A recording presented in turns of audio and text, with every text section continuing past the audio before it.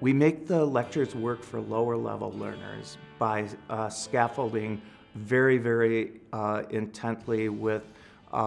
preparatory material, preparatory vocabulary. We always do schema building activities where the students are not new to the topic area when they listen to the lecture. They've always had some preparation so that they have a picture in their mind of the topic area before they jump in. We encourage many iterations of listening to the lecture, and after each iteration, you have sort of a graded delving into the intricacies of the lecture that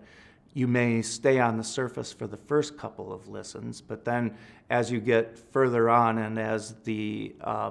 basic structure of the lecture is already understood, then you can get into the real nitty-gritty, and it's fun to see it work with lower level students.